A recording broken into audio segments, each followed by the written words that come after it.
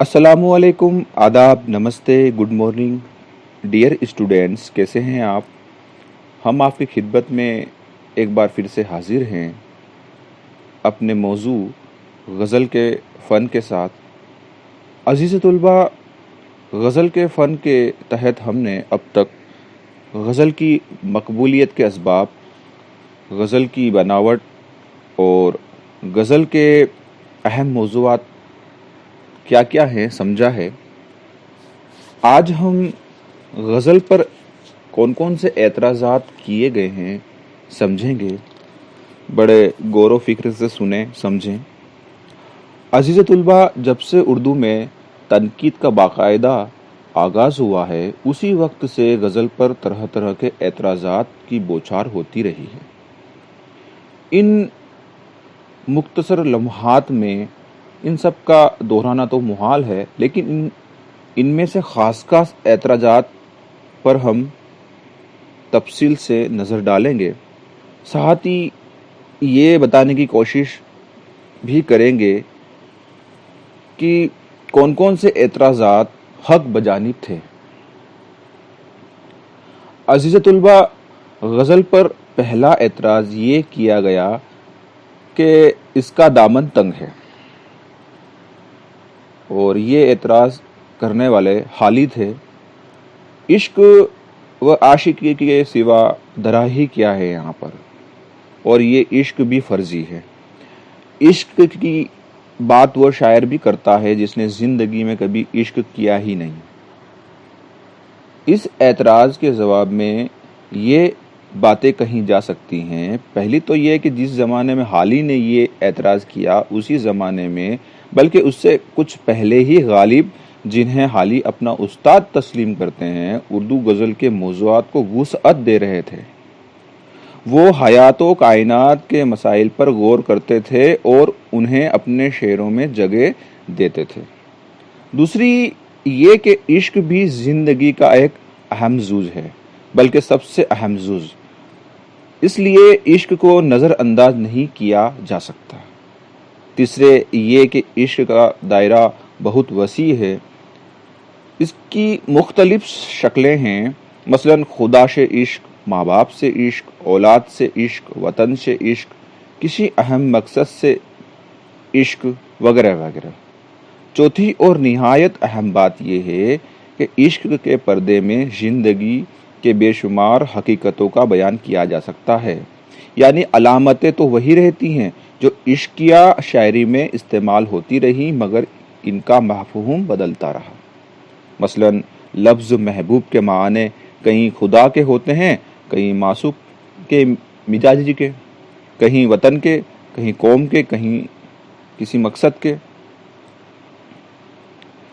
अज़ीज़ तुलबा, ये तो बिल्कुल गलत कहा गया है कि जिसने इश्क न किया हो उसे अपने शेरों में इश्क व आशिकी का जिक्र करने और मामलात इश्क को पेश करने का कोई हक नहीं।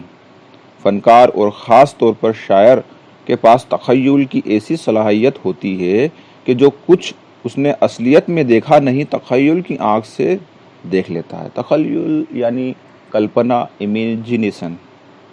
जो कुछ शायर के दिल पर बीती नहीं, वो तख़य्युल की बदौलत उसके दिल पर बीत जाती है। सूरदास पैदाइशी नाबीना थे, जो तख़य्युल की करिश्मा सामानियों से नावाकिफ़ थे। वो कैसे यकीन कर सकेगा कि उनकी शायरी में जो तस्वीरें बिखरी हुई हैं वो उन्होंने देखकर नहीं, महज सुनकर बनाई हैं। शेक्सपियर ने अपने ड्रामों में इटली की ऐसी जीती जागती तस्वीरें खींची हैं जिन्हें देखकर लोगों को कहना पड़ा कि हमारा शायर ज़रूर इटली गया होगा। शेक्सपियर ने तबका निस्वा की तस्वीर कशी भी निहायत कामयाबी के साथ की है। तो ये समझा जाए कि वो ज़िंदगी में कभी औरत भी रहा होगा। बात दरअसल ये है कि शायर ने जो कुछ बचश्म खुद देखा नहीं और जो कुछ उसके दिल पर बीता नहीं, तख़य्युल के तुफैल वो उस तरह उसको पेश नज़र हो जाता है और उसके दिल पर इस तरह बीत जाता है कि वो हमें शायर का اصلی اور واقعی تجربہ معلوم ہوتا ہے۔ غرض یہ کہ آخری اعتراض تو بالکل بے وزن ہے، یعنی شاعر اپنے تخیل کے مادھیم سے ایسی کلپنائیں کرتا ہے اور اپنی شاعری میں بیان کرتا ہے کہ سننے والے کو، سمجھنے والے کو یہ لگتا ہے کہ وہ اس جگہ گیا تھا۔ تصویر کسی ایسی کھینچتا ہے کہ ایسا لگتا ہے کہ کبھی نہ کبھی شاعر اس ماحول میں گیا اور سمجھا اور اپنی شاعری میں اس کو جگہ دی، لیکن ایسا ہوتا نہیں ہے۔ یہ سب تخیل کا کرشمہ ہوتا ہے۔ عزیز طلبہ، اردو غزل پر حالی کا دوسرا اعتراض تکرار مضامین کا ہے۔ انہوں نے شکایت کی ہے کہ چند مضمون ہیں جنہیں غزل میں لفظوں کے معمولی الٹ پھیر کے ساتھ بار بار پیش کیا جاتا ہے۔ انہوں نے ایک دیوان کی مثال دی ہے جس میں چاک گریباں کا مضمون 150 بار ادا ہوا ہے۔ انہوں نے لکھا ہے کہ ہم نے بھی 14 برس شاعری کی، پھر جب آنکھ سے پٹی کھولی تو معلوم ہوا کہ کولو کے بیل کی طرح ایک ہی دائرے میں گردش کرتے رہے۔ اس اعتراض کے جواب میں دو باتیں کہی جا سکتی ہیں۔ ایک تو یہ کہ کسی مضمون کو کئی دل نشیں انداز میں ادا کرنا عیب نہیں ہے، اور اس سے شاعر کے کمال فن کا پتہ چلتا ہے۔ میر انیس نے اپنی اسی خصوصیت پر فخر کیا ہے۔ فرماتے ہیں، گلدستہ معانے کو نئے ڈھنگ سے باندھوں، ایک پھول کا مضمون ہو تو 100 رنگ سے باندھوں۔ حضرت علی نے بجا ارشاد فرمایا ہے کہ اگر باتیں دہرائی نہ جائیں تو کبھی کی ختم ہو چکی ہوتی۔ عزیز طلبہ، غزل کی جو خصوصیت سب سے زیادہ اعتراض کا نشانہ بنی وہ ہے اس کی ریزہ کاری۔ ریزہ کاری سے مراد ہے کہ غزل کا ہر شعر ایک مکمل اکائی ہوتا ہے، یعنی ہر شعر میں ایک مکمل بات کہہ دی جاتی ہے۔ ایک غزل کے مختلف شعروں میں کوئی ربط نہیں ہوتا۔ ہو سکتا ہے ایک شعر میں وصال کا ذکر ہو تو دوسرے میں ہجر کا، اور تیسرے میں ان دونوں سے مختلف۔ غزل کی یہ وہ خصوصیت ہے جس پر سب سے زیادہ نکتہ چینی کی گئی۔ ہمارے نزدیک یہ غزل کی سب سے بڑی خوبی ہو سکتی ہے۔ کیسے؟ کہ ہر شعر میں ایک مکمل تجربہ پیش کر دیا جاتا ہے۔ دو مصروں میں کوئی پورا تجربہ اسی صورت میں پیش کیا جا سکتا ہے کہ اشارے کنایے سے کام لیا جائے۔ جب کوئی بات اشارے میں کہی جاتی ہے تو اس میں عموماً ابہام پیدا ہو جاتا ہے، اور ابہام سے شعر کے حسن میں اضافہ ہی ہوتا ہے۔ دوسری بات یہ کہ ہر شعر میں ایک الگ منفرد تجربہ پیش کیا جاتا ہے، اس لیے جب کوئی اس تجربے سے دوچار ہوتا ہے تو اس شعر کو دوہرا دیتا ہے۔ چنانچہ غزل کے بے شمار اشعار ہیں جو ضرب مثل بن گئے ہیں اور گفتگو کے دوران خوب استعمال کیے جاتے ہیں۔ یہ شعر دل کی بات ادا کرنے میں مددگار ہوتے ہیں اور گفتگو کے حسن کو بڑھاتے ہیں، اضافہ کرتے ہیں۔ عزیز طلبہ، غزل پر ایک اعتراض یہ کیا گیا کہ اس میں جو معشوق پیش کیا جاتا ہے وہ مرد یعنی لڑکا ہے، اور کبھی کبھی تو اس کی داڑھی مونچھ کا بھی ذکر کیا جاتا ہے۔ مثلاً یہ شعر ملاحظہ فرمائیں کہ حسن تھا تیرا بہت عالم فریب، خط کے آنے پر بھی ایک عالم رہا۔ داڑھی مونچھ کا ذکر تو واقعی نامناسب تھا اور رفتہ رفتہ ختم بھی ہو گیا، مگر تذکیر کا صیغہ باقی رہا۔ مثلاً وہ آگے آ گئے تو لب بھی ہلایا نہ جا سکا۔ اس کا مقصد ایک تو رازداری ہے، اور دوسری یہ کہ یہ نہ معلوم ہو کہ کوئی شخص مرد ہے یا عورت، تو مذکر کا صیغہ استعمال کرتے ہیں۔ مثلاً آپ کسی کے قدموں کی چانپ سن کر اپنے ملازم سے یہ کہتے ہیں کہ دیکھ کون آیا ہے، یہ کبھی نہیں کہتے کہ کون آئی ہے۔ اس طرح غزل میں زنانہ لباس کے ذکر کو بھی عیب بتایا گیا ہے، اس کا رواج بھی ختم ہو گیا۔ غزل کے شاعر کو زیادہ پابندیوں کا سامنا کرنا پڑتا ہے. غزل کا ہر مصرع یکساں وزن میں ہوتا ہے. قافیے کی پابندی کرنی پڑتی ہے. قافیے کی پابندی ہی کچھ کم نہیں، شاعر کو ہر شعر قافیے کی رعایت سے کہنا پڑتا ہے. کبھی کبھی غزل میں قافیے کے علاوہ ردیف کا اہتمام بھی ہوتا ہے. پھر یہ بھی ضروری ہے کہ مطلع کے دونوں مصروں میں قافیہ و ردیف دونوں کا اہتمام ہو. آخری شعر جو مقطع کہلاتا ہے، اس میں شاعر کو اپنا تخلص لازمی ضروری ہوتا ہے. بے شک یہ پابندیاں غزل کو ایک مشکل فن بنا دیتی ہے. ان کے علاوہ یہ پابندی بھی کچھ کم نہیں کہ غزل کا شاعر دو مصروں میں اپنی بات مکمل کرنے پر مجبور ہے. ان پابندیوں کو نظر میں رکھتے ہوئے یہ مشورہ دیا گیا کہ صنف غزل کو مٹا دینا اور شاعری کے لیے مفید ہوگا. یعنی کہ غزل کو ختم کر دو تاکہ اردو شاعری زیادہ پروان چڑھے. یہ مشورہ درست نہیں. اگر کوئی شاعر ان پابندیوں کے باوجود اچھی غزل کہنے کی قدر رکھتا ہو تو اسے روکنے کا کسی کو حق نہیں. غزل کہنے میں وہ خود تکلیفیں اٹھاتا ہے، لیکن ہمیں بہترین شعروں سے لطف اندوز ہونے کا موقع فراہم کرتا ہے. ہمیں اس کی لذت سے سروکار رکھنا چاہیے. اس کے پیچھے جو محنت ہے اس سے ہمیں کیا لینا. کبھی فیرینی کا لطف لیتے وقت ہمیں یہ خیال آتا ہے کہ اس کے لیے چاول پیسنے میں باورچی کو کتنی زحمت اٹھانی پڑی ہوگی. کبھی نہیں.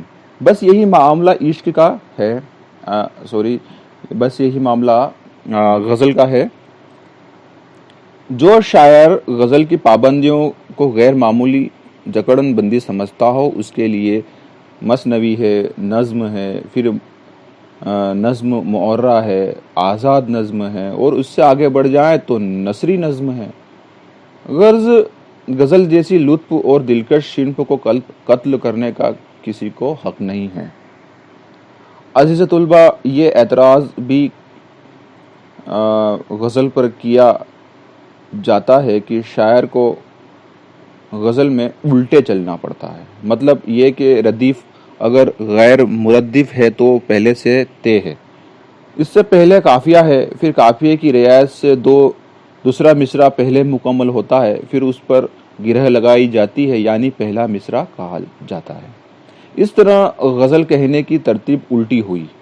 بے شک یہ بات درست ہے، لیکن شاعر کا کمال یہ ہے کہ وہ دوسرا مصرع پہلے اور پہلا مصرع بعد کو کہتا ہے، لیکن پڑھنے والے کو اس کا احساس تک نہیں ہوتا. یہی غزل گو کا کمال ہے اور غزل کا بھی کمال ہے. عزیز الطلبہ، آپ نے دیکھا کہ صنف غزل پر کتنے سخت اعتراضات کیے گئے ہیں، مگر ان کے کیسے مدلل جواب موجود ہیں دلیل کے ساتھ. کہتے ہیں